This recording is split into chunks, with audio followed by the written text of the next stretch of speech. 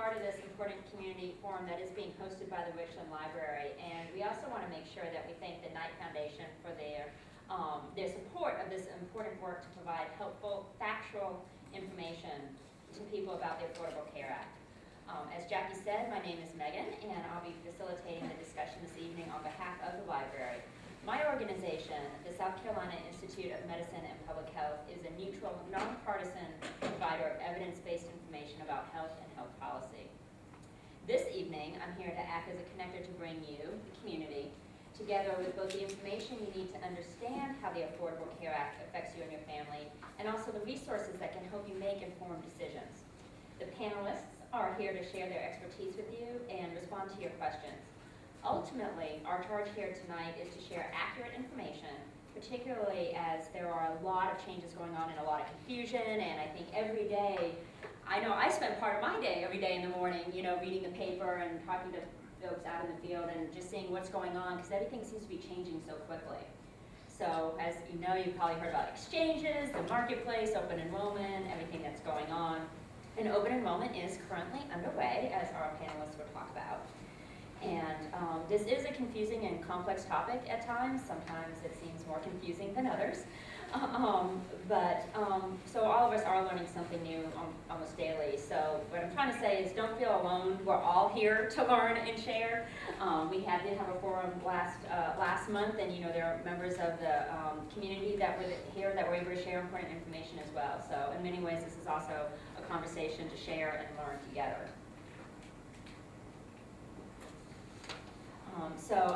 So we do plan to spend at least half of our time tonight here open for questions and discussion. Our panelists, we have some slides to go through because there is just a lot of just basic information about what's going on to share, both what the law says, what the law does, some different important considerations, and then also important work that's being done here in Richland County that can be available for resources for you, members of your family, or other people you know.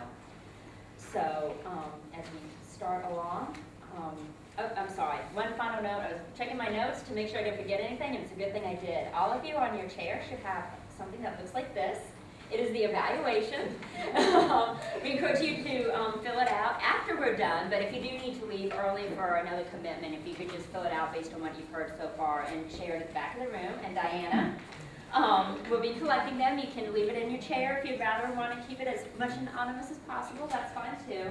But please share the feedback about the forum, because we are planning additional forums moving forward about the Affordable Care Act, and it's the input from y'all that allows us to make these as meaningful as possible to the community. I can promise you we've made changes to how we're doing things today based on the evaluations that we received last time.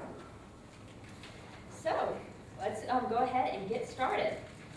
Just for a brief background before I hand it off to our panelists, the Affordable Care Act did become law in March 2010. Many of you may know that, but nationally, a lot of people there's still some confusion over whether this is an actual law or not. It is law. Some parts of the law that directly affect you are already in place, and other parts of the law are just now beginning and really have in the past few weeks beginning to take effect, and they are directly impacting you and your family. So for our panelists here today, we have Shelley Klanga from the Palmetto Project, Sue Berkowitz from Advocacy Legal Justice Center, Calvin James representing the Eau Claire Cooperative Health Center, sorry about that, and Wanda Pearson from the Cooperative Ministry. And all of our panelists are well-versed in the law and all have expertise, both the overall expertise and also specific expertise in different areas. So I'm sure that we'll be able to answer your questions as well as anyone can. I hate to say it, but there may be some questions we have to say, I don't know, but that's because nobody knows, not because the people in the room don't know. That means nobody knows. We're still waiting for some of those answers. So at this point, I'd like to toss this over to Shelley Klanga, who will be talking a little bit about the Affordable Care Act and what it means and what it's doing. Righty. So the number that was on the screen is our toll-free number. Here, let me actually flip it back there. That 888-998-4646 is our toll-free number to our organization. So if you have questions, if you have folks who are uninsured or underinsured and need to find resources, where can I get my medication, where's the closest health center, where's a free clinic, we provide that information through that toll-free number statewide. So anyone can call that number and get that, whether it's it's marketplace or not marketplace, Medicaid, not Medicaid, Medicare, not Medicare, it doesn't matter, okay? So make sure that you keep that too. So wanted to talk to you a little bit about just some of the statistics because I found these really interesting, and I've been working in healthcare for about 20 years and on the Affordable Care Act implementation since the act was passed.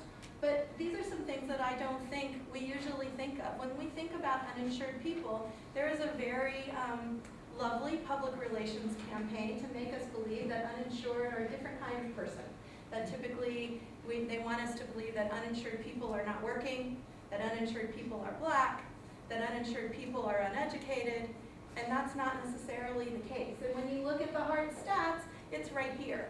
These are people who are working. These are people who are contributing to our communities. But through no fault of their own, because of the way our insurance system is set up, they haven't been able to access insurance. So this is not a population who's been looking for a handout for a long time. These are people who've been trying their best to put together lots of little pieces to be able to access healthcare in any way possible. So this is a new way that we'll be able to get folks connected. There are some things with the Affordable Care Act that are new. No more exclusions for pre-existing conditions. So if you're a person like me, I was unemployed for a little while. I needed to go and purchase my own private insurance. So when I went to do that, they said, well, have you been to the doctor in the last 5 years? Well, yeah, I have. Oh, well, what did you go for? I had a sinus infection. Oh, then that means that we're not going to cover you for anything to do with your nose, your throat, your ears, your respiratory system for 2 years. And that was allowed. That is gone. That no longer can happen to adults or to children beginning in January. So no insurance company can turn you down because you've had a medical condition. That's especially important for people who have chronic medical conditions like diabetes, like multiple sclerosis, people who are waiting for disability to kick in and trying to find something else. There's also a program that allows adult children to stay on their parents' insurance through age 26. And those adult children can even be married and can still stay on their parents' plan through age 26. They could have children. Those children can't be on the grandparents' plan, just those adult children and the parents. For some insurance companies with their adult children, they've allowed you to just put that adult child in as part of your overall family and you're not paying any extra premium. Some insurance companies, though, like the state health plan, are requiring that you pay an extra premium for that adult child. So you may insure employee and your whole family, and then adult child is another $100-something a month or sometimes more. TRICARE is doing that if you know any military folks. It's an additional fee. But it's typically less than what their employer would be charging them for coverage. So it's a great way for young adults to get coverage. We have done away with the ban on lifetime caps beginning in January. So that means that if I got into a horrible accident, I needed to have a kidney transplant or something, there were people in our country that the insurance would say, I'm sorry, you've reached your max limit of health coverage, so you're on your own from now on. I know you've been paying that premium, but it's too bad. You've hit our $1 million cap. Those are now gone also. So people should not have to worry about being too sick for their insurance anymore. The other great thing I like is no deductibles or copays for preventive services. So if you've had insurance in the past, you may have experienced that you made an appointment to get your pap smear because you're a woman and you know that's what you need to do every year, and they said, oh, it's covered. And you went to the doctor's office, and then you got a bill later for the lab. That won't happen to us anymore. So those services that we need for preventive health to make sure that we don't come to the doctor very sick are available to us with no copay and no deductible. So we won't have to pay kind of nickel and dime ourselves for the preventive services when we don't even really feel sick, but we want to make the right choice. Some of the other things included in there, things like flu shots that my insurance was charging me $20 for. You don't have to pay for those anymore. And these are plans in the marketplace and outside of the marketplace. So these are things that affect all of us who have insurance. There are also 10 essential health benefits that all health insurance plans have to cover. So this again is inside the marketplace or outside of the marketplace. Being pregnant was considered a pre-existing condition, which kind of meant if you were a young woman, you were a pre-existing condition because you could become pregnant. So that part is gone too. I know families who've tried to put together $10,000 out of their pocket because their insurance plan didn't cover maternity and delivery. So that will no longer be an issue. Mental health and substance abuse services, those services will all be included, and every plan has to include them, whether they're in the marketplace or out of the marketplace. Some important dates to remember. So open enrollment did start October 1st. It goes all the way through March 31st of next year. So it might feel to you like you have some time. But because the process is complicated and I want you to have your insurance starting on January 1st, I'm going to push you to make some of these earlier deadlines. So in red, that deadline of December 15th, if you make your selection and get your premium paid by that time, then your coverage will start at the earliest possible date, which is January 1st. That's the earliest that you could get coverage in the marketplace. But everything has to be done by December 15th. And this is a process that takes some time. It takes a lot of thinking. There are 52 health plans in South Carolina that you might want to review. That would take some time. So it's not something you want to wait until December 14th to figure out. It is something you want to start investigating now. A deadline for zero penalty. The IRS just issued a ruling a couple of weeks ago. So part of the Affordable Care Act is everybody has to have insurance or pay a penalty or get an exemption from that for a variety of reasons. But if you don't make a choice by February 15th, you will be subject to a partial penalty. So that's the next important date. So both the 15th, December 15th, February 15th, you've got to make decisions by then. If you wait until March 31st to enroll, which is the end of open enrollment, your coverage will still begin in 2014, but you'll pay a partial penalty for 3 months of not having coverage for January, February, March. If you wait and you say, I just can't make a decision, I don't want to spend the money right now, and something happens to you in July, something happens to you in August, September, October, November, December, you can't enroll in health insurance just because you have become sick. Okay? So if you wait and don't enroll until October through December again next year, your coverage can't start till the following January. So this is something that does have some time constraints to it. So I'm glad that you're here learning what things you need to do now, because it is going to take some time to think through those things. I also have some dates on here and just a little bit of information about Medicaid, because the Affordable Care Act also required some changes to our state's Medicaid system. So one thing to remember with Medicaid that's different from the marketplace is that there is a continuous enrollment period. So you can enroll in Medicaid at any time throughout the year. There is no open and closed time for enrollment in Medicaid. Now, beginning October 1st, though, we finally, in our state, have an online application system for Medicaid. So you don't have to deal with that horrible 6-page long application. The application is also much shorter, and you can do it online. There are new income levels to help streamline everything, and I've got copies of those in here. There's also a new group of people who are covered. I think the state is going to be a little challenged to find these people, but they tell me they know where they are. I don't know. The one thing we didn't adopt in that is if a former foster child from another state moves here, our state won't pick them up. So if you have that young adult, that person under 26, essentially what we're saying is, the state was acting as your parent. So then because we were acting as your parent, then you should be able to stay on Medicaid through age 26 like any other young adult whose parent had coverage. So if you know of people who exited the foster care system who are under 26, they need to go to the Medicaid office and submit an application or go online or call some of the people who we're going to give you numbers for to get help in applying, because they would be eligible for Medicaid as an adult.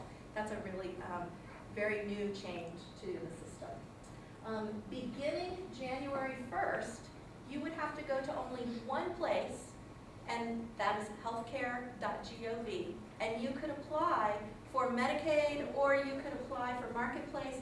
You wouldn't even have to know which program you were applying for, because the system will say, based on your income, this application should go to the Medicaid department. Based on your income, this application should be a Marketplace application. So it will figure that out for you. Right now, the systems are not fully talking because they really weren't required to fully talk until January 1st. But beginning January 1st, you only have to go one place, to healthcare.gov. The health insurance plans that are in the Marketplace. So remember the Marketplace, you may have heard it also called the Exchange. You may have heard it called like the Travelocity for healthcare or Expedia.com for healthcare. It's all the same place at healthcare.gov. And they offer 4 different types of plans that you may hear people talk about as metal level plans, because they're divided in bronze, silver, gold, and platinum. You don't really have to worry about platinum because we don't have any platinum plans in our state for individuals, but bronze, silver, and gold we do. If you've been a state employee at any time, the basic state health plan was an 80 and is an 80-20 plan. So that meant that when you went to the doctor, if the visit cost $100, the state would pay $80 and you had to pay $20. You were paying 20% of all of your care. So you could choose a plan like that. The bronze plan, so the more you're paying out of your pocket, the lower the premium is. And that's pretty much the same as what your car insurance does. So you know when you go and shop for car insurance, you have to decide what kind of out-of-pocket am I going to be able to pay for this. So I say, well, I can only come up with $250 like that, so I'm going to do a $250 deductible. Well, that means if I do that very, very small deductible, I'm going to pay more every month. That's where that bronze plan is, okay? Or sorry, where the gold plan is. If I go bronze, then I'm going to pay less right now, but I might have to agree to a $1,000 deductible because I think nothing really is going to happen to me. I'm not really sick. I don't have a lot of doctors, a lot of medications. So maybe I don't want to pay a lot every month because I don't use healthcare a lot. So there are people in our community who can help you think through those things and figure out which plan might be best suited, or not which plan, but what kind of coverage might be best suited for your family and your health issues. Yeah, there is a special group, a special kind of insurance for people under 30. That is a catastrophic plan for people who may only want like 3 doctor's visits a year, a couple of prescriptions. It is very low cost. It has a very high deductible, around $6,500. So for people who are really just, I don't want health insurance, but I don't want to pay a penalty, and they're young folks, they may choose that plan. Some research, though, has shown that a lot of young people, though, are not thinking short-term like that. They are saying, I really do want good health insurance, but I just haven't been able to afford it. So my hope is that most people will not choose that plan, because health insurance, you're taking a risk. You don't know what's going to happen to you 6 months from now. Did you have a question, ma'am? I do. I'm sorry, I came in late. From the previous slide, my daughter is 14, so will she stay on Medicaid until she's 26? She would, if she is a foster child, she could. It's only Only children foster from children. state custody, and they were foster children. And then, so it's kind of looking at them as the parent and making it available. Okay. So otherwise, typically children who are generally healthy children would only stay on Medicaid until they exit high school if they're under 19.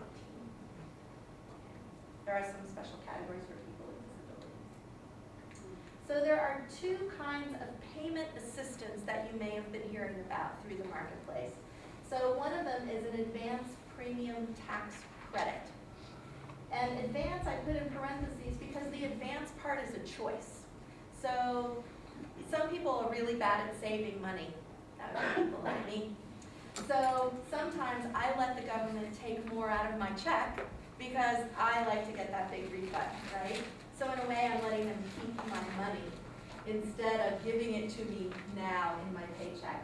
The premium tax credits kind of work that way. So just like your car insurance, where you pay $100 a month for your car insurance, whether you get into a wreck or not, right? You still have to pay that. Health insurance is the same way. You still have to pay that premium every month, whether you use your health insurance or not. So let's say for a family of 4 with income around $50,000, their premium every month would be about $900. The tax credit for that premium would be about $600. So that means in that tax credit, I could say, you know what, I can only pay $300 a month for this, so I need the federal government to pay that $600 to the insurance company every month. I'm going to pay my $300, they're going to pay their $600. That's the advance part. I want her to pay it right now. I could say, no, I'm going to go ahead and pay the $900 because I don't know where I'm getting that $900, but I'm paying the $900 because at the end of the year, I want a big fat refund check. That's my choice. Most people are not going to do that because if we had $900, we would have health insurance already. Okay. The cost sharing is another way that the government is helping to pay towards your health insurance costs. So if you have an income at 250% or lower of the federal poverty level, so those are just levels that the government sets, has not so much to do with poverty and more to do with setting different levels of income. If you are at that level from 100 to 250, if you choose the silver plan, remember in those 4 levels of plans, if you choose the silver plan, then the government will also help you with paying your copay and paying your deductible. So that deductible, I said for my car insurance, I chose $250. If I chose cost sharing in my health insurance, then maybe the government would be paying $200 of that deductible and I would pay $50. When I go to the doctor's office every time, right now I pay $25. If I choose a silver plan and my income is in the right bracket, then maybe I'm only going to pay $5 and the government will pay $20. So that's the cost sharing piece of it. What it means is that it may be to your benefit to choose a better plan because you're actually going to get more financial assistance to have better care. So that's another thing that you would want to investigate and talk with someone about.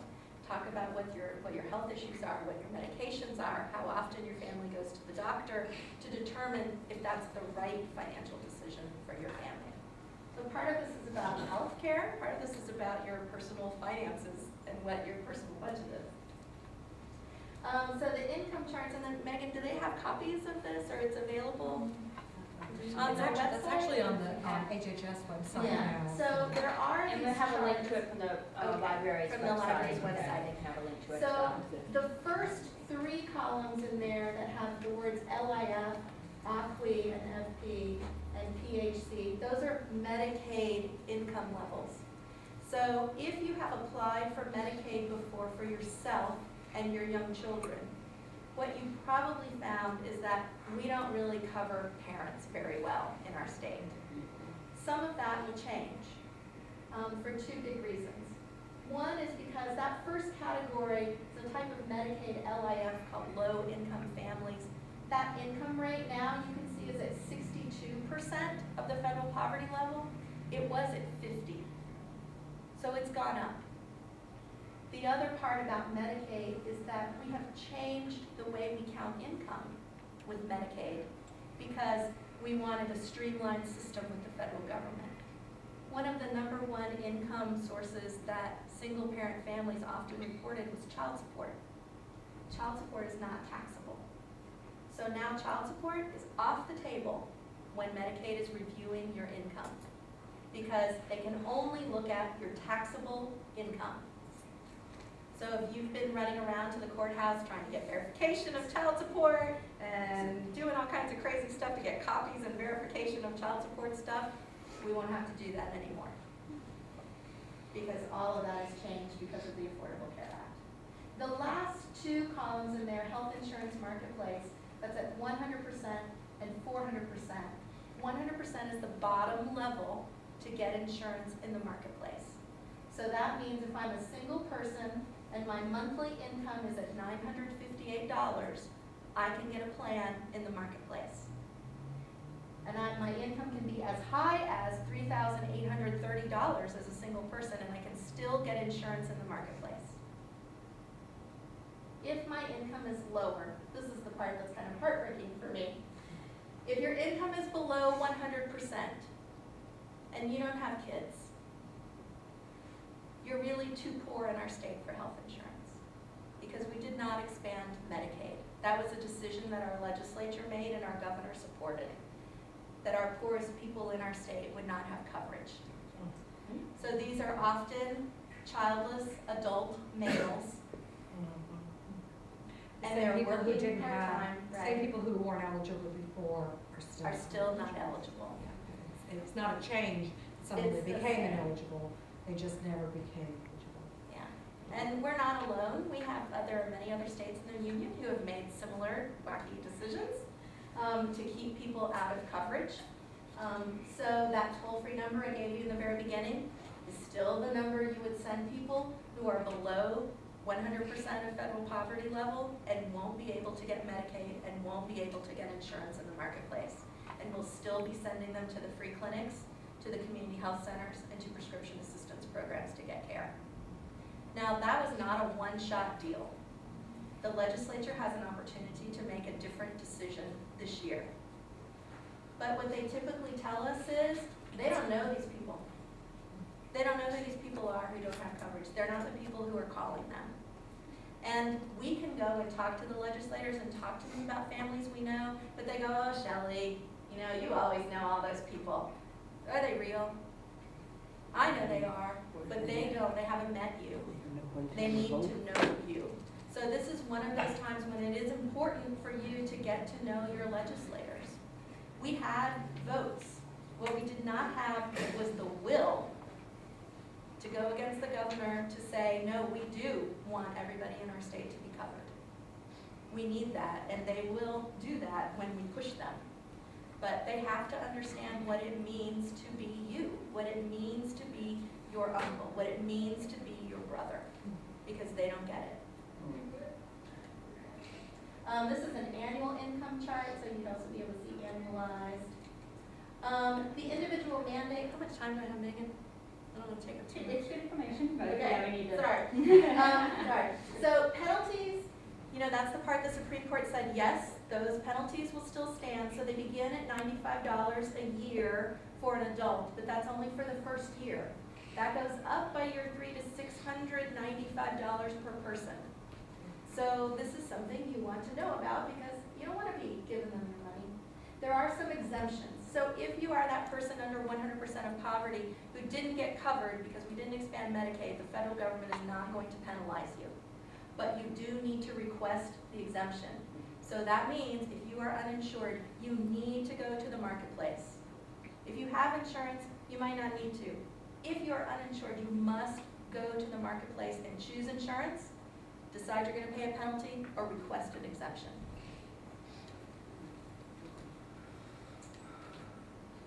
The 800 number right now, that's the federal call center. This is the primary way you need to get assistance. The website is still not working the way we would like it to, but the phone number is. I got through in 2 minutes yesterday, I got through in 1 minute today, so they are answering the phone very quickly, and they can do everything through the phone number. And actually, has anyone tried healthcare.gov? I'm just curious about. I know all about that. No, I got through. You did? Yeah. Oh, yeah, you did? Okay. Shows, no, I set up simple that lines, simple lines are looked at. Okay, yeah, I just wanted to see how many of our participants had started trying that process. Yeah, and you may have run in, there was some security problems when they were asking you those questions, like Yeah. where did you live 3 years ago? What kind of pet insurance did you buy 6 years ago? And you can't remember your pet insurance? Well, no, duh. So they're trying to fix some of those things.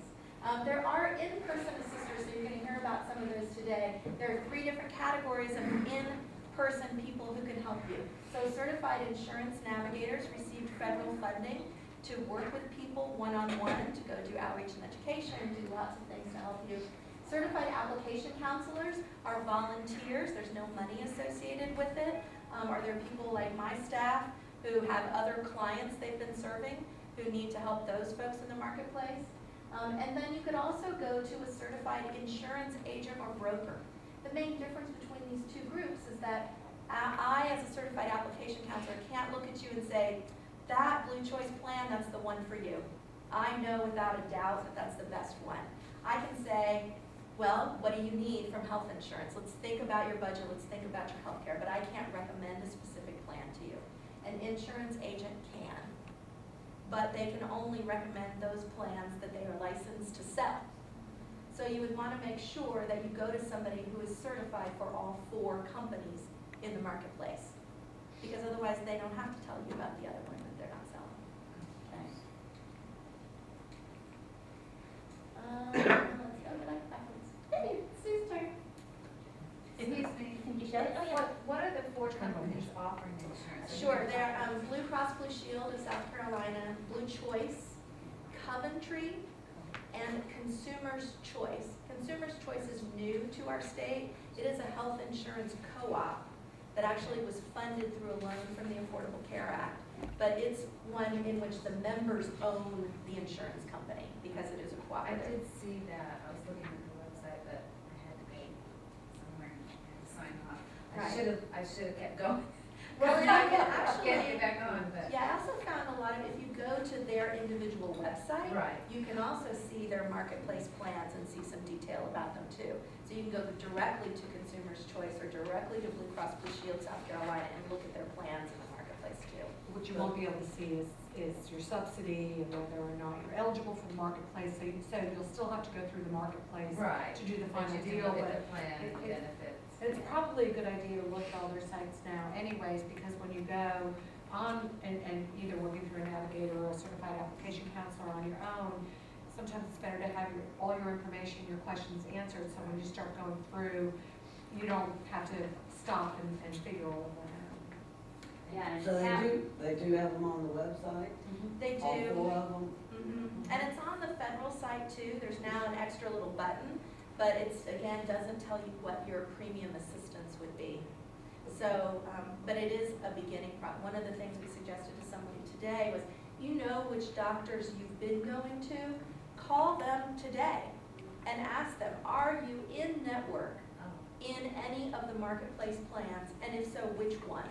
And recognize that the marketplace plans are not going to be as robust as a lot of other private insurance plans, because the way to keep the cost down is they may not have as many providers in each of their networks. So it really is probably the most important question, or the most important call you can make first is to contact your provider. If you've got a doctor that you really want to continue to see, call that doctor and say, what plan, what network are you in for the marketplace? And they can tell you whether it's Blue Choice, Blue Cross, Coventry, or Consumers Choice.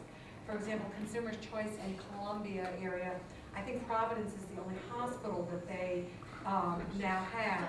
So if you know your doctor's practice is owned by Lexington Medical Center, that may mean, even though you like the premium better, it might not be the right choice for you. Right, and with Lexington Medical Center, the only provider that's being covered by them is Coventry. Right. So if you do have a provider that's in Lexington's medical network, you have to choose that one provider, Coventry provider. And for a lot of the hospitals, you might think, well, I'm not really worried about the hospital, but it's interesting is that a lot of hospitals have purchased a lot of the doctor's practices. So when you go to your doctor, you may not think of them as a Richland hospital practice or a Lexington hospital practice. You may know that they go there a lot, but not think about it. If they're owned by the hospital, that may mean that's the only, the network they're in is the net, just with the one plan. And I think many of the plans are still negotiating, so in a month Right. it may be different, you And know, it- so that's important to keep looking, but And recognize. hopefully it will Yeah. expand. There is the potential for that, but absolutely right now. And also recognizing that for the insurance plan that you pick, you know, you're not locked in for the rest of your life. It's If just a you year. find it's just a year, and it's like Medicaid. Medicaid has managed care plans as well. The Medicaid managed care plans, it's a little bit different, that you have 3 months, 90 days to opt out and go into another plan. If you discover, wait a minute, my doctor's not covered by this plan, or for a number of reasons, or if you find you have mental hardship, you can, after the 90 days, you can opt out, but it's kind of hard after the if after 90 days to opt out. And, I'm running my mouth because I wasn't sure what button to pull. Okay. I'm going to talk about some other issues that go along with hand in hand with the Affordable Care Act. Partly because one of the things we had talked about, Megan and I, is recognizing that we're now in the international corridor here, that there either yourselves or people you know may be with immigrant families, and there are some different rules for immigrant families. So we wanted to make sure that you understand some of the other programs that might be available for them. And so Shelley mentioned the Medicaid program, which is called Healthy Connection Kids. And I do want to tell you I'm in a little bit better position for this. I did this on Sunday, and someone had translated my slides into Spanish, and I don't speak Spanish. And so I was trying to do this by heart, so now I'll be able to see if I did as I really do it as well as I thought I did. So, and for those of us who may know the program, we call it the CHIP program, the Children's Health Insurance Program. And it's for families that are up to 200% of the federal poverty level, which is, I think, now $46,600 for a family of four. It might be a little bit more than that. So 47.1. And so it's recognizing that families are working families, they've got income coming in, but we all know that insurance can be very expensive. And so recognizing, for our kids at least, the state is going to offer the Medicaid program without having to pay anything out of your pocket. Now, for children who were born here in the United States whose parents are immigrants who are not eligible because they are not documented properly or haven't been here long enough to become eligible, even if they are documented properly, they can get CHIP, meaning they are U.S. born kids. They were born here. They can still get the CHIP program. They can still go into Healthy Connection Kids. And we want to encourage those parents to apply for their children. I, as a mom, know, I was panicked when we had a short period of time when my kids, we weren't covered because we had lost our insurance. And we all want to make sure we do what we can to help families access insurance for their kids. For children who are on the SNAP program, which it's going to take me 10 years to stop saying food stamps, but it's the SNAP food stamp program, or in the Family Independence program, the TANF program, their kids are automatically eligible for the Medicaid program and are now enrolled in the program. Now, I'm not going to tell you our agency does the best job of informing the parents that their kids are getting CHIP and whether or not the parents have actually picked an insurance plan or are taking their kids to the doctor, but it is a real step forward for our kids that they're getting for SNAP and FI kids, because we know they're income eligible, they're automatically being enrolled, and we had to fight hard to get the agency to do it, and they finally said, you know what, you're right, we need to be doing that. Now, there are also kids who are low income who are getting free and reduced lunch. If they're on free lunch, they're probably automatically enrolled. For those of you who are teachers and work with kids, who are automatically enrolled because their parents are probably on the SNAP program, and that's how they became eligible for the free meal program at school. But as we know that some kids are between 130% of poverty and 185% of poverty, they can get reduced, meaning they don't have to pay quite as much, but we recognize that families need help feeding their kids.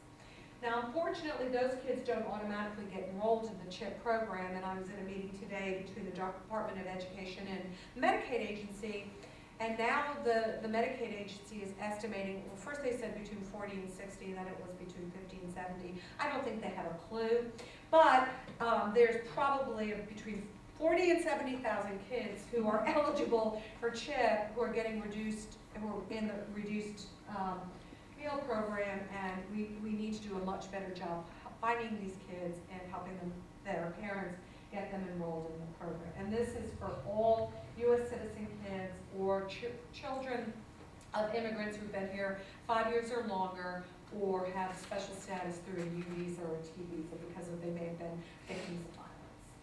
And I can't talk about this enough, because what does it mean for these kids? Kids don't have any co-pays. It's all free for their parents. They get their own doctor, their doctor visits, health checkups, hospital visits.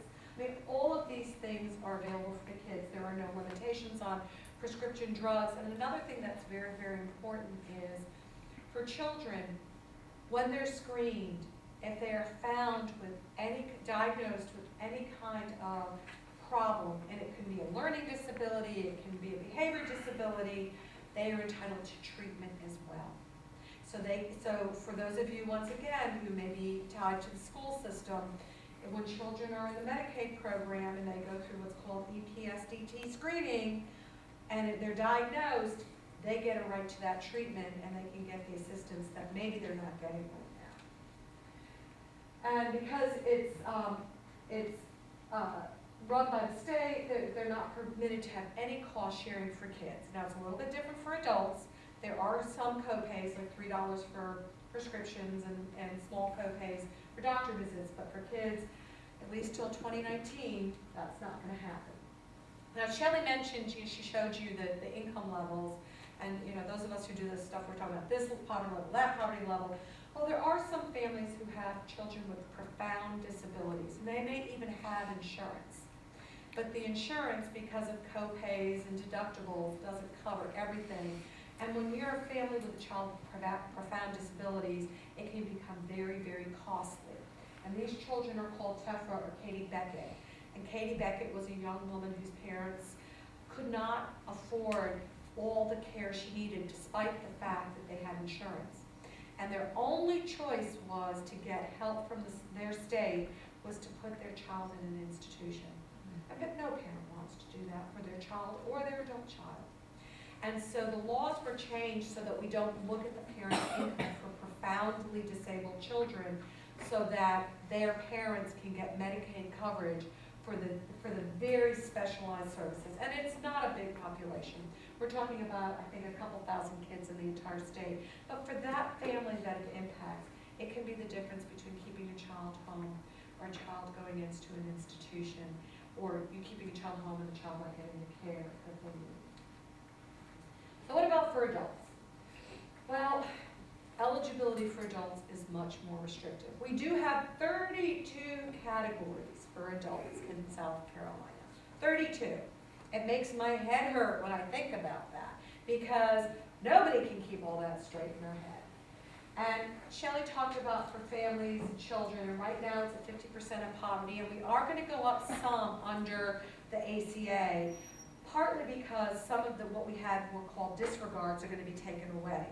So before, when a family was low income, they'd look at the income and you could disregard some of your income and bring it down, like child care assistance and some other things. Those disregards are going to go away, so the income level is going to go up some. But we are probably going to find some families that get caught between, they have such high disregards that they may get caught between a rock and a hard place, and they may lose their Medicaid. I will also tell you that for parents that are on TANF, they are also eligible for Medicaid. When they go off of TANF, they're eligible for Medicaid in the transitional program. If you're pregnant and and right now it's 185%, and Shelley showed you it'll go up to 194 when we take away all disregards. For women who don't have coverage otherwise, they can get coverage through the Medicaid program. And once again, it's only available to citizens or naturalized folks who are here with proper documentation, which in my mind is very sad, because what we're doing is we're allowing children to be born in our country sometimes that didn't get proper prenatal care, and then we're going to be faced with taking care of children with some profound health problems, when really the kind and humanitarian way of doing this would be to get prenatal care to all women. Now, the nice thing is we do have wonderful places like Eau Claire Health Clinic for people, and they don't look at your documentation, and they will help you, and it's on a sliding fee scale. And if you have no income, they shouldn't have to charge you anything, and that's why they get federal grants, so that they can help people. So if you are disabled and you're on SSI, you're automatically eligible for the Medicaid program. Or you're so disabled but not getting SSI, there may be a waiver program that you can get into from the Medicaid program. If you're elderly, you might be able to get Medicaid to go into a nursing home. And what's interesting is, as low as we look at for parents of low-income families, we're actually much more generous for nursing home. And partly because I think our nursing homes have a much stronger lobby than low-income parents do. And I can say that because I'm up there lobbying for low-income parents. And the nursing homes have a lot more money. So some severely disabled individuals could be under a waiver, but there are still some of the same restrictions. And the other thing I will say to you is, for people who might be thinking about nursing home coverage, the other thing that is available for severely disabled and elderly folks at the same income level is what we call community long-term care. And for a lot of folks who are elderly or disabled, while they need Medicaid coverage, they don't want to go into a nursing home. I mean, my husband and I keep telling our kids, you know what your job is if we get to the point where we can't stay at home. You're not sending us to a nursing home. You know, we will go out, very pleasantly, but you have to make sure that that's not where we go. But there are ways for people to stay in their homes through community long-term care. And I'm just joking, we don't put that much on this. Community long-term care, and it is Medicaid coverage, and it does allow people to stay at home. And the interesting thing about community long-term care versus nursing home, it's much more cost-effective for the state to keep people in their homes with homebound care than it is for someone to go into a nursing home. Now, sometimes people get too sick and they do need skilled nursing, but it's important for people to remember that. So the question I get asked a lot is Medicaid ever available to immigrants? And yes, if you've been here for 5 years or longer, you can get Medicaid. And if you have an emergency, if you know someone who has a medical emergency, even if they're not documented, if that person would have been eligible under one of those 32 categories for Medicaid, and the only reason they're not getting it is because of their immigration status, they can get coverage for that emergency. So, for example, the mom that's crowning doesn't have to give birth in the parking lot. The hospital can take her in and they will get coverage. For somebody who has a life-threatening event, they were in a car accident, their kidney shut down because of kidney failure, emergency events, they can go and get coverage under the Emergency Medicaid program. Now, if you have, once again, if you have an undocumented child, if you have a child who's born to an undocumented immigrant, remember, she's a citizen and therefore she's eligible for Medicaid. So there is some coverage, but it's only in real severe situations. So I'm not going to go through too much because this was for a specific presentation for folks who are for immigrants. I actually think 52 plans are now only 32 plans, aren't they, Wanda? Is that, are they I still thought it was 32? 26. Or but 26? Well, it Yeah, depends the on which number county you're in, Yeah, how many it's- plans Yeah, there are. yeah, So it's not total, too, but in yeah, each it's not, county. it's just, if you're like me, I go into a big department store and I look at too many things, I get overwhelmed and I walk away. So when you're thinking about going out to the marketplace, don't think it's going to be quite as overwhelming. You'll have to worry about comparing 52 plans. There are, and it does depend on what county you live in. Actually, the cost of your plan is going to be determined by what county you live in, because some counties are considered to have higher costs and more sickly, and usually those are the uninsured counties, and you will have to pay more. You can't be turned down to pre-existing conditions, there's no caps and preventative care. And the other thing I also want to mention is, we heard horror stories about people who paid for insurance for years and then had the audacity to get sick. They started having health problems and submitting claims, and suddenly they got dropped. Can't do that anymore either. And I just think that's absolutely wonderful. Now, if you know someone who is documented, basically has a green card, they'll be able to go into the marketplace. Now, if they have not been here for the 5 years, they will be able to get the subsidy for a certain period of time. But you want to encourage folks who are here to go into the marketplace if they are immigrants. And I had given that answer wrong the other day, so I wanted to make sure I clarified that. That's the information that Shelley gave you. Those are our wonderful navigators over there. And once again, about the marketplace, unfortunately, if you're undocumented, things have not changed, just like they haven't changed for you. if you're a single adult with no children, you're not, you're not a low-income family, you're just a low-income working poor person, you're not gonna be able to get Medicaid, and you're also not gonna be able to go into the marketplace. But we're gonna work on that, we're gonna change that, at least with Medicaid. I don't know, any changes for immigrants is gonna have to happen on a federal level. And, it does help all of us as people are insured, because the more people who are insured and it's covered, the less cost shifting there is into the private market. So I always like to say, while we're helping people because it's the right thing to do, we're helping everybody at the same time. And we can't say enough about the FQHCs and healthcare centers. They are there, they've always been there for the uninsured. They will continue to be there for the uninsured. And it is important for folks not to just think of that as a place to go for emergency, but to think of it like we all think about our doctor's office, because as we get to know our doctors and they get to know us, they can take care of us in a way that will help us get healthy and stay healthy with our medical homes. There are free clinics that we can send folks to, and free clinics are wonderful, and I love the fact that they're there. Just like legal aid, I always say my goal in the world is to get rid of free clinics and legal aid, because I want for people not to have to need them anymore, because they have a place to go, because they're not so poor that they need to go to free clinics, but there's a medical home for everyone. Well listed for medications, Shelley talked about that. And well, the other thing we need to remember is hospitals do have an obligation for charity care. And under the ACA, that's going to be increasing. They're going to have to be looking at community benefits, and they're going to, especially for the nonprofit hospitals, which just like all of our organizations are charities, and that means we are lucky enough not to have to pay income tax or property tax if we are lucky enough to have a building.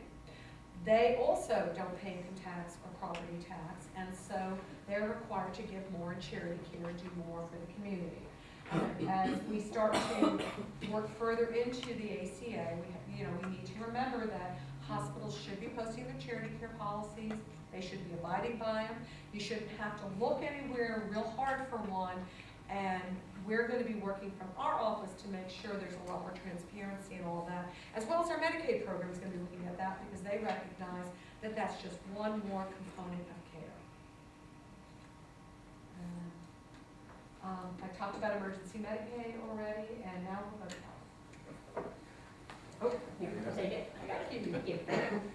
Well, I want to thank everyone for coming out this evening, and like Shelley said, it's you guys who really are making this happen, and it's your voices that needs to be heard. I know I'm from Eau Claire Cooperative Health Centers, and we work with that population that falls in below that 100% on the poverty level. So we do have programs that we have in place that individuals can come and still get the care that's needed. It's care that you can see a provider that you can call your own. We have a dentistry, we have a pharmacy, we have podiatry. So we have a number of services that can be granted to individuals who are low income and below.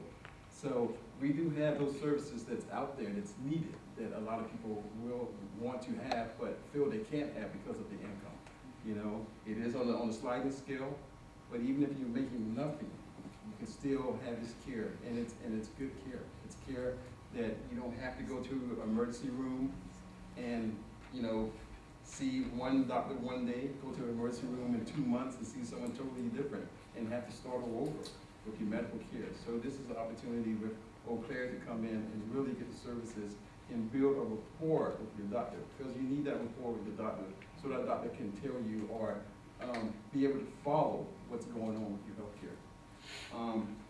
I was actually called in today on my way home, so I don't have the right slides, the slides that I wanted to bring.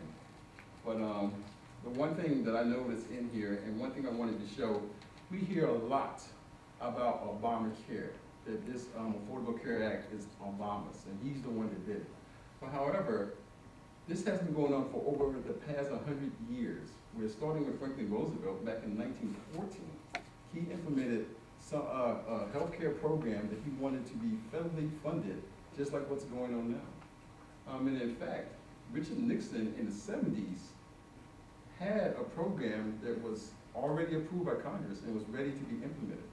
And if the scandal that happened during his administration did not take place, we wouldn't even be having this discussion because that program would be running today. Even President George W. Bush, he implemented Medicare Part D, which allowed for drug coverage. So, you know, there's been various programs that was implemented by various presidents throughout the years. So Obamacare is not the first attempt at this. This is the attempt that was approved and passed and is now a law. But again, if the scandals didn't take place with the Nixon administration, this program had already been implemented. So when they say Obamacare, just let them know that, you know, it's not Obamacare, it's Care for the People. And it's a program that was already in the works, and it was actually going to happen years ago.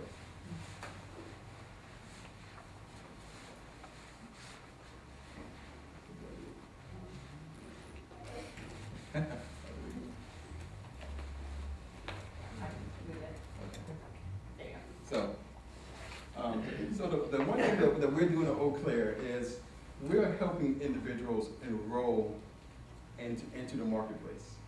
Right now, there's 4 ways that you can actually enroll. You can enroll online, and I'm sure everyone has heard the issues that's going on with the online services. The internet is working. I was able to get on today. I was able to get on yesterday and actually enroll a number of people. We are actually providing that service at Eau Claire. We have different locations throughout Fairfield County, Richland County, Lexington County, and Newberry County, where individuals can come and sit down with us and be navigated through the online enrollment process. So we're sitting there with you where we know there's a lot of seniors and other individuals who are still kind of skeptical about the online internet process. But so we're able to sit down with individuals, help them create an account, help them navigate through the online process, even get to the point of where they can see the different health plans and sit down with them and explain what's going on. You know, we're not at liberty to sit there and choose a plan for you guys, but we can sit there and discuss what's there, what's available, and what may fit with your income and your family best. We also have health insurance brokers that we work with. So if you do want to go and speak with someone who's not only well-versed with health insurance, but they have a license with all 4 providers. So they're not going to steer you one way or the other. They have a license with all 4 providers, so they will give you in-depth information about each of the providers that's here in the state and will be able to help you choose what would be best for you and your family. Actually, if I can make a point about brokers that haven't come up yet, and definitely the brokers that are working with you guys would do this, but a broker, if you do work with a broker, they shouldn't be charging you for the service. They are paid through the marketplace. Right. When they help you get enrolled, they shouldn't be asking, make sure that they have their certifications for all 4 plans. And again, working through any of the groups here, they would direct you towards a broker with that. But just as in general, there are people out there with misinformation or trying to take advantage. And that goes to some people, could actually be a scam. So it's really important to make sure that you find out if somebody's gone through the training, and because there are people out there who are doing cold calling and door knocking and telling you they'll sign you up, just give them a check, and nobody should be asking you for money. Yeah, so exactly, anyone that Calvin, any broker Calvin's working with, that isn't going to happen. Right. But wanted to bring that up in general. so Yeah, it's we should happening. talk Yeah. Yes, and thank you for that. That's good. Yeah, so go to the trusted source, we know that Right. they've already And been that's one of checking the out. reasons that we did choose to try to partner up with someone, with an insurance broker, so we can avoid some of those scams, some of those issues that's already being talked about. Another thing that we're doing is we're doing it in person and by mail. So because the online system has been out since October 1st, and it's been very slow or delayed, we are also offering assistance with the paper application. So we have the paper application. We are helping people navigate through the paper application as well, and we are helping them do everything that's needed so they can put it into the mail and get a determination through the mail. The only thing with the paper application compared to the online application is that you have a delay because you have to mail it to the federal government, they have to process it, and they have to send you back your determination. So initially, that process was said to take 1 to 2 weeks. So that was prior to everything that's been going on. So we have not had anyone that said, hey, I got my application back yet, but we have been doing this since October 1st. So we may be receiving calls to say, we got the determination back now. I need to come back into the office and sit down and continue the application. So we are still trying to push the online process because it is real time and you get that instant determination. But if we have to do the online process, we do that as well so that we can make sure that this is being, the application is being sent so that we can get that determination so you can get your health coverage by January 1st. Another thing that we're doing at Eau Claire, we are providing educational sessions. There has been a lot of information that's been provided today. So we are meeting with churches, other civic organizations, the public library. We're working with Richland County Libraries, Lexington County Libraries, Fairfield County Libraries, and we're providing educational sessions to groups so they can get a better understanding of what the healthcare law is and how it works for them. So we're offering 2 things. We're offering assistance with enrollment through the online process or the paper that's necessary to either be eligible for Medicare, Medicaid, or eligible for the marketplace insurance.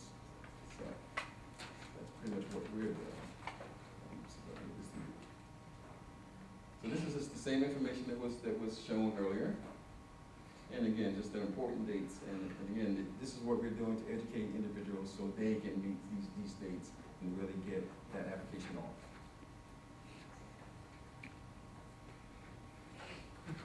Do you have your contact information on this sheet? I was kind of looking through. I don't think so. Do you have a website? Again, I was a late entry. I'm sorry. But I can provide that, and I do have cards for anyone Okay. who want that. And I believe that Eau Claire's information is on the library's website, correct? It is on the Okay, website. thank you. Good evening, everyone. I'm Wanda Pearson, and you will be relieved to know I have 1 slide. Is that it?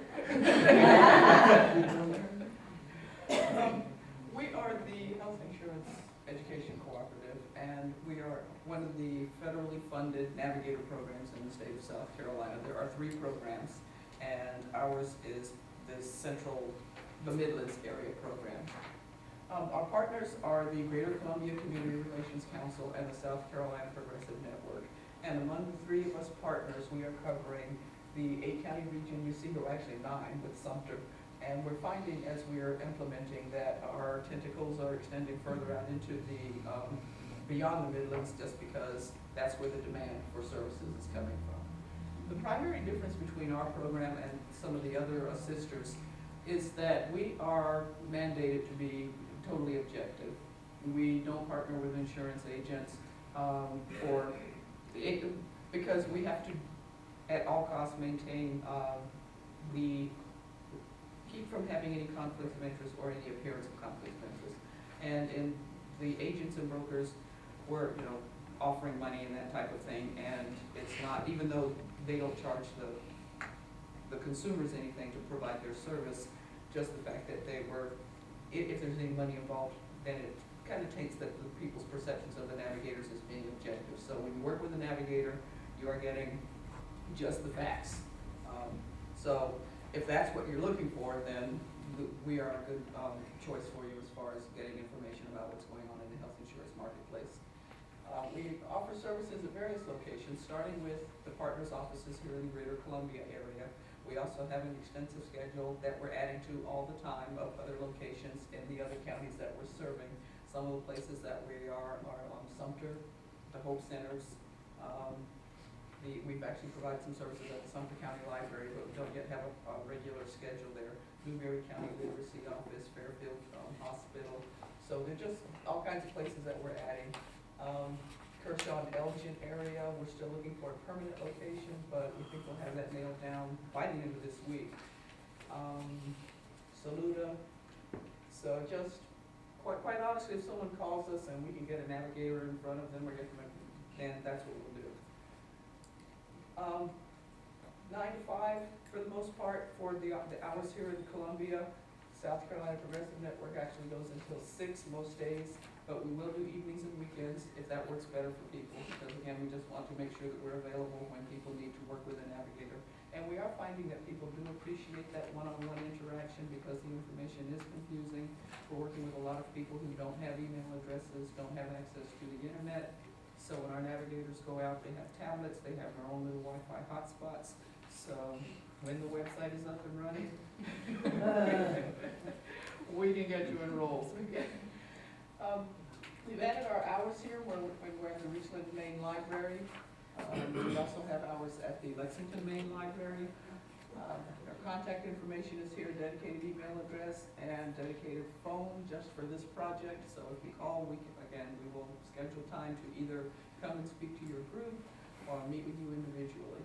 So that's who we are. And we were talking about certification. I just thought I'd bring my certified navigator. Does the area certified application have source certificate, is it similar? It is. Yes, Certified it workplace is. navigator. It's pretty much the same thing. It just- has the same side piece, so Everything, that yeah. same green and blue piece on the side, you should find with anybody who's certified, it should look the same. Right. Yes, if a navigator doesn't have this, or someone claiming to be a navigator doesn't have this, then that's a serious omission because it's supposed to be visible to you at all times that you're working with the navigator. Should never ask you for money, should never ask you for any information that is your personal information. The reason we use the tablets is because you can do this when it's time for them to type and when it's time for you to type, and people are required to enter their own personal information, any notes that they take with them, any notes that they take during the session, they take with them when they leave, that sort of thing, so. When you pull up this information on the website, can you print all this out and just have it filled out, so when you do, the form is printable? It is, the form is printable, it's not fillable yet, so you can't type it into Okay, it, ask just her to do printable. that. So I would know all the information I like to do on my head. And you can get a paper copy and cover all that and then come back and if you want to work with someone else, you have it in front of you. All right. The amazing thing though too, though, is that this application is only 3 pages long. That's it? Yes. Yeah. Once you decide who you're going with? No, No, just to just- begin. Yeah, Yeah. just to begin the process.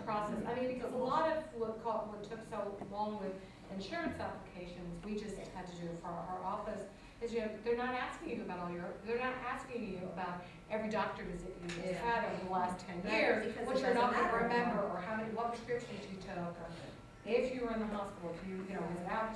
So it's very basic because of all the things that is now so positive about the Affordable Care Act, where you can't be turned down for pre-existing condition. You can't, you have to be allowed in. So it's really just the facts, name, address, Income. identifiable information, income, right. And so that's what makes it so simple and, it will make it so simple when it's all working just right. And what information should people have when they come to talk to you? They should have their information, identification, and quite honestly, that serves 2 purposes. One, you'll need it for filling out the forms because you have to enter your social security number and all of that. But it also helps the navigators because what we're finding is one person from the household will come to meet with us and then they will want to talk about other people that are in the household, and that's fine as long as they are able to talk about those people, if we're talking about a spouse, for example. But we are working with lots of multi-generational households to where, you may be 30 and living with your parents, but that doesn't mean that your parents can sign you up for health insurance. So we want to know, exactly who is in front of us so that we will know how far we can go in any particular session and who needs to schedule their own appointment so that they can work with a navigator. So, you also need income information. Yeah, and people need their social security number? Yes, social security number, identification, and household income information, and that's pretty much it. The main time-consuming piece of the online application, quite honestly, is getting through the registration and just creating the account with the security questions and that sort of thing. And that pet question, That's a red herring. If you check that, then your security, it says ID not verified, and you've got to start over. Yeah, so they're supposed to be working on that pet insurance question. Yeah, and, How that comes up. in and the one other news. thing that hasn't come up yet, you can go through, you know, everything and enroll, but you don't have the coverage till you pay your premium. Yes. Right. Yes. Premium must be paid, for the health insurance to take effect. And you can actually do that online too. You just turn the tablet around. Yeah, and again, enter your the information. navigators and the application counselors won't ask for the banking information, but they'll ask you to enter it. Right. So they can take it by credit card, bank, They have information, whatever. to accept payment by a variety of ways. But you don't give it to the navigator or the application Enter counselor yourself. directly. It goes to the marketplace, and so you do it online. Yeah, so if you're sitting with Rhonda, she'll say, okay, how are you gonna, you know, you have your payment here, you can enter it. She's not watching you do it. The rules are very strict about how we share information, what information we can contain. So you couldn't even say, my friend Sue needs some help, can you call her? I can't. She has to call me directly. She would have to call Wanda or Calvin directly. We can't follow up on referrals like a typical salesperson does.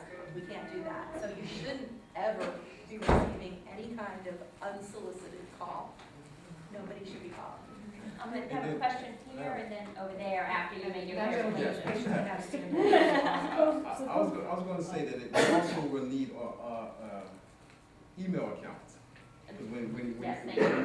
when you do the online application, when you create your account from the online application, it's gonna send a link to your email account to verify you are who you are. And at that point, you go to your email, you hit that link, and then your account is finished and is created. So you're gonna get a message saying your account has been created. So you need an email account. If you don't have an email account, I know that we as CACs and I'm sure navigators, we'll set up an email account for you. We will not allow you to utilize a daughter's email account of another family member's. It has to be yours. And that's one of the restrictions that we have also. Yeah, and that's something that the libraries with their computers and some of their classes, if you or someone in your family isn't comfortable with that, that is a resource from the libraries. And then you had a question? Yes, suppose, say my son doesn't have any income or anything, and I want him to be in a program, and if I have to pay the money order, by, will they take you down the postal money order? They do have to accept payment by money order, by check, by debit card, by bank draft, mail-in, drop-off, anyway.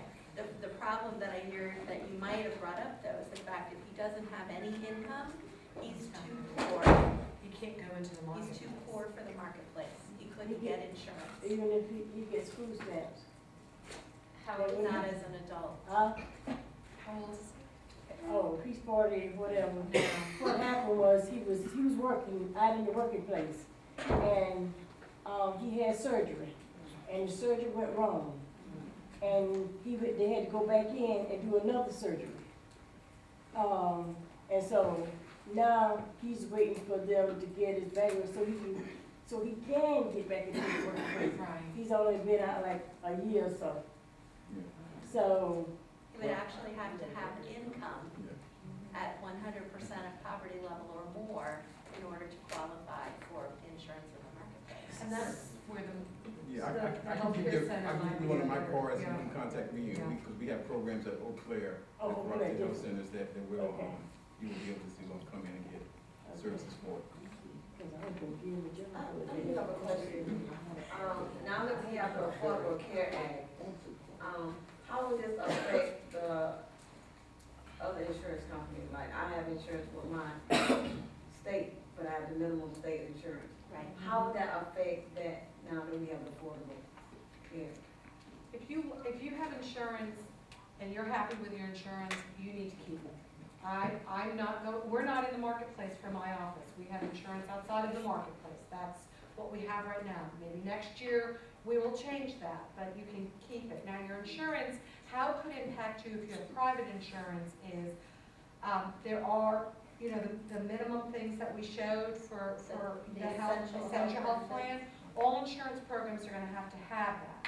Now, if your insurance program, if your insurance that you have starts back up, you know, it's an annualized year, January 1st, then come January 1st, all those benefits will be in there. That may impact your premium, but it will give you free, you know, the free screening, the free preventative care, you know, your doctor, your checkup. It will, you know, all of those things will also be in place. But if you're happy with what you have, you should stick with it. If it's not affordable for you, and that's the other thing, if you have insurance through your employer and it's more than your premium, what you're paying for your premium is more than 9.5% of your income. I mean, I was just, Have we thrown out enough numbers for you today? Then you could go into the marketplace, because at that point, it's deemed not affordable. So you might want to look at, do I want to keep my insurance that I have, because it really is, and basically more than 10% of your income, you know, almost 10% of your income, then you might want it, you would be eligible to go into the marketplace. If your insurance is less than that, then it's deemed affordable, and you're going to be, you're going to have to stick with it instead of going into the market. Yeah, So you and said if my insurance, if I'm paying more than 10% of myself, 9.5%, yeah. 9.5% of myself. It's just easier for me to think But than like for 10%. the state plan, if you're a state employee, you have a choice of 4 plans. So sometimes people did not choose the lowest plan, they chose a better plan, and that premium is more than 9.5%, but it doesn't count, because you have a choice of You choosing. could, there's an affordable plan that qualifies available to you. So the state plan has been deemed affordable. The lowest level. The lowest level Yeah. state plan has been deemed Because- affordable. Because state employees are paying less than the 9. Yeah, so in that case, you would not be eligible for subsidies For the because you subsidy. have Right. an affordable option for your employer. Now, if you're purchasing it for also your spouse, and I don't know the state plans, but some, you know, for some companies, Oh, it more than doubles. they'll Your premium offer more than it, doubles for they'll your offer it spouse. for you, but if it ends up being too expensive for the spouse, that becomes an issue, and then there's definitely talk to a certified application counselor navigator for all those rules. It's not easy. So with the, you know, like with us, we've got our insurance coverage at work. Right. There is no grandfathering, because that's what I had originally heard was, There are Yeah. some There grandfathers. is some grandfathering, and this is how some of them are gonna do this. A lot of insurance companies are now going to their business, their book of business, and saying, why don't, you know, it's gonna go up January 1st, so why don't you renew now? Early. And then if you renew now, you won't have to worry about it at least for another year before it could go Goes up. up again. And so, so if your place of business renews now, then you're not grandfathered back, you're not grandfathered in, it wouldn't be for another year before some of that would kick in, some of the other. we had to get new insurance because Carolina Care. That happened to us too, so we ended up Yeah. getting new insurance, yeah. Yeah, so we Yeah. should be okay, and I may be able to get that colonoscopy that I've needed for 2 years. You know, you're the first person I've heard to be excited about that. Medical care is important. That's what they tell us, Public health on side paying coming out. insurance, you're getting your colonoscopy. Okay, I think we had a gentleman in a red shirt and then, What happens if you have a life-changing event, like you retire Great, or, great question. you know, lose your job or whatever? You know, I saw those dates that you could sign up. Does Right, that then mean those go are, out those are out for the a window. year? You don't have to worry about that. If you have a life-changing event, you know, say your spouse, Birth, I should say, marriage, yeah, things birth, that really marriage, death, life-changing. divorce. Right, also that- John. Yeah, then you can then enroll as if, it's, you know, you don't have to wait for enrollment. is that within a 30 or 45-day period? I can't remember. 30, I believe. So within 30 days of that life event, for example, if someone has a child, much like employer-based insurance works now, you know, I recently had a kid, I had 30 days, my husband and I, you know, to get him on insurance without waiting. So there will be those exceptions to the open enrollment. And And then, hopefully, oh, I'm sorry. I was just gonna say, also for people that are turning 65, Yes. so, you know, as soon as you turn 65, you can just switch over to Medicare. Right. It doesn't make any difference. And that's the other thing, if you get Medicare, you're not eligible to go into the marketplace at all, because, you know, some people do get get supplemental insurance plans with a Medicare, but that's not, you have, Yeah, go to the no, you can't get it with So if you have Medicare, Medicaid, TRICARE, or VA coverage, even if it's minimal VA coverage, you cannot purchase a plan on the marketplace with a subsidy. Okay, we had a question here and then back there, so here and then we'll get you I back. guess they go to one of you two. They talked about earned income and income. Right. When I called Marketplace prior to October 1st, little girl couldn't tell me what it was. It's your taxable income. Okay, so Modified Social adjusted gross Security income. is not basically taxable unless if you work and, Right. so what do people like me who are 61, This is unemployed? perfect for you. Yeah. Then this is perfect for you. Well, I'm on the ship right now. I managed to have $70 from Social Security left over from my ship payment. Yeah, me too. It It's is outrageous, ridiculous. it's 5 figures. Mine It's is just $1,570. When you say, you're talking about the South Carolina Health Health insurance. health insurance, you can Yeah. go in, yes, You because can it's now not go to the affordable. marketplace. When you're It is taking. definitely. Yeah, no, it's And never, it- it's and it never doesn't been cover your affordable. primary It illness. is so Yeah. expensive. And the sad part about it is if you were in that now, there was the PCIP program, the They previous should state have condition. moved you to. They should have told you about it and tried to help you move into it, because it would have gone from probably $1,200 or $1,300 a month to $500. Cadillac What plan did is you- $500. What? I'm with you. Well, the It's over ship now. should have told you it's too late now at this point, because When did nobody that else come can go into effect? into In it. 2010. Yeah. That was one of the first. Be rich. It was a transitional. But the problem is that the state refused to run it, and because the state refused to run it, you had to go to healthcare.gov, and there was no outreach happening, And from you our have to state be agency. uninsured for Oh, that's, 6 that's months. horrible. 6 months. So in essence, But- though, even though I don't have earned income, Your my Social income counts. Security will put me in the marketplace that I get a subsidy? Yes. It's your, Right. on your, Yes. your tax, it's your taxable income. Right, it's called modified adjusted gross income, now affectionately called magic. So, Minus 3 kings. We just wanted to give you guys another term.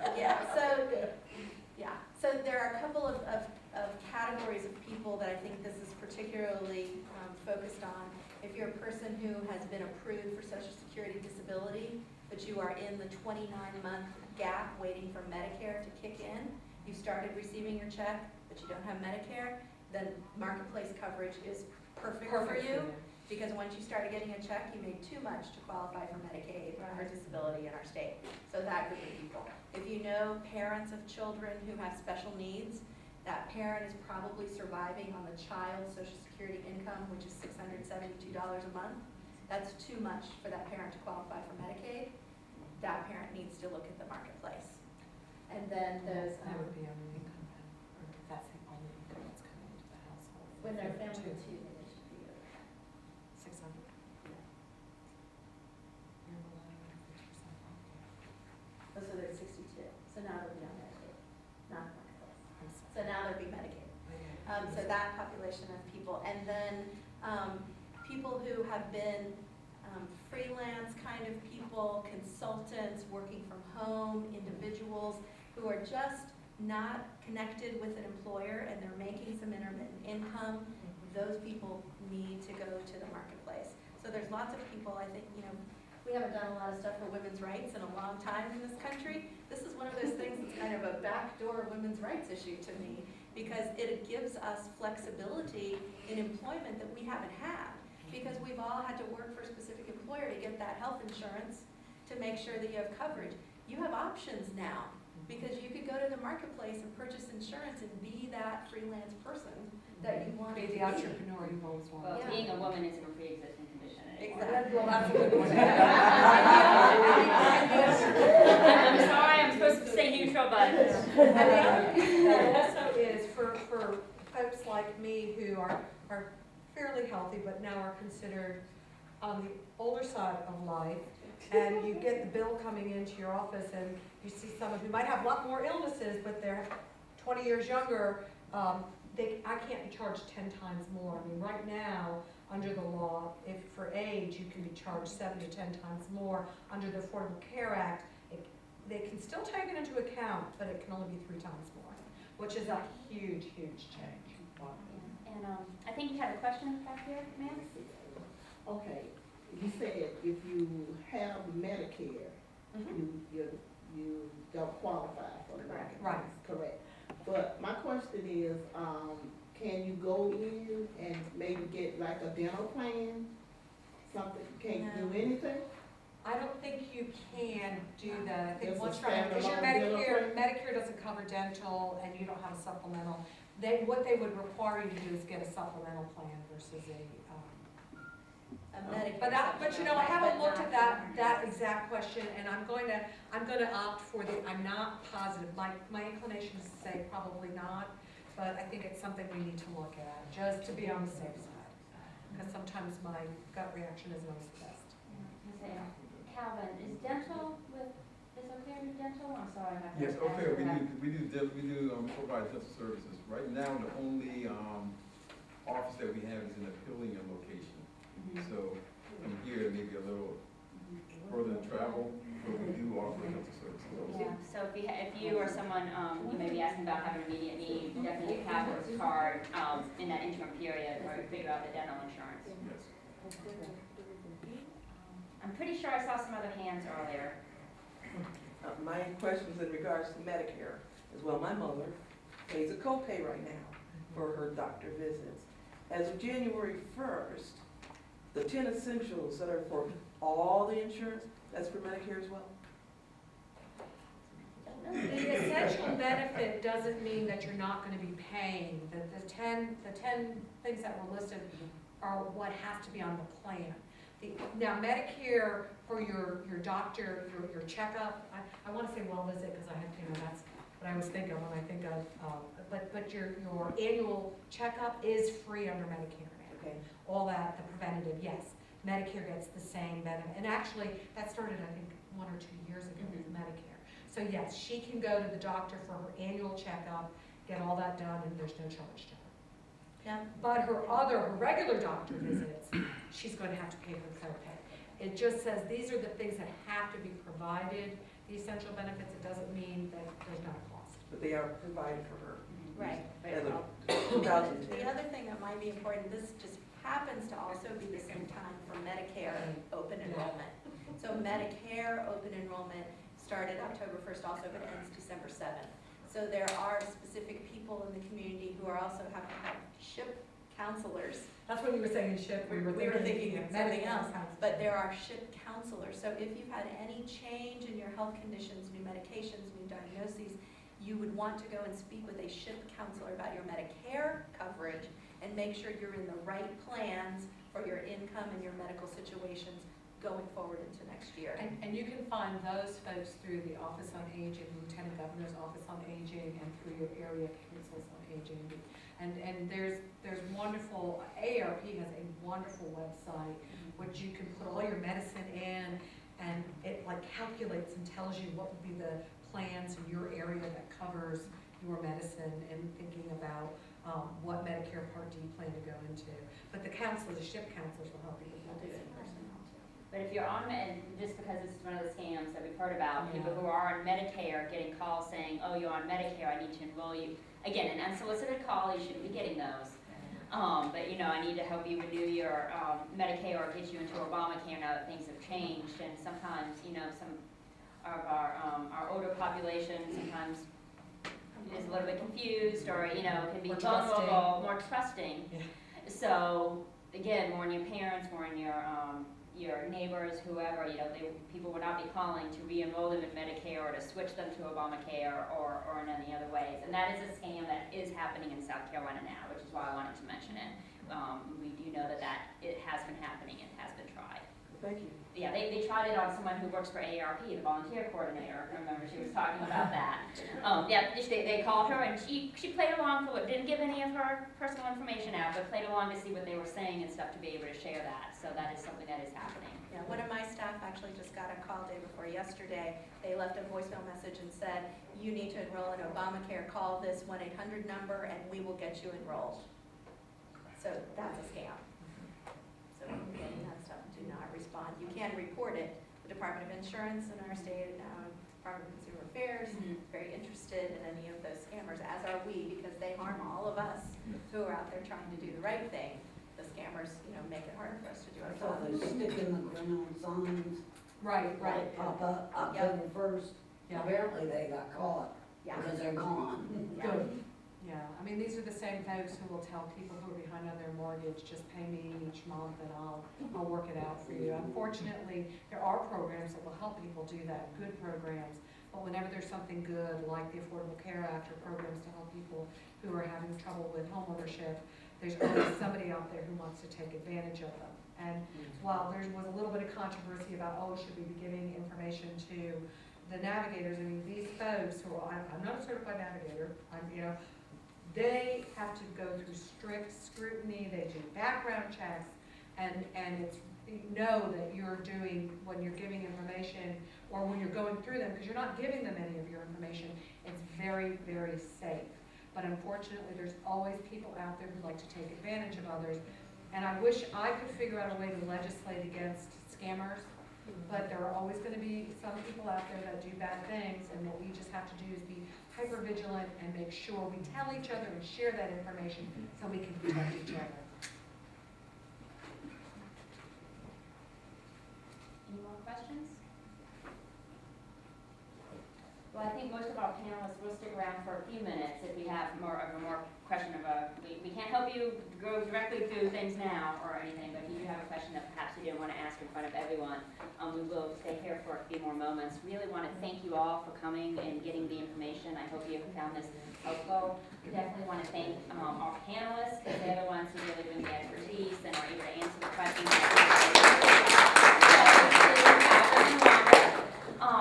And also the Knight Foundation for the funding that they have provided for this, and Richland Library for helping to organize and provide a space for everyone to meet and everything. And Diane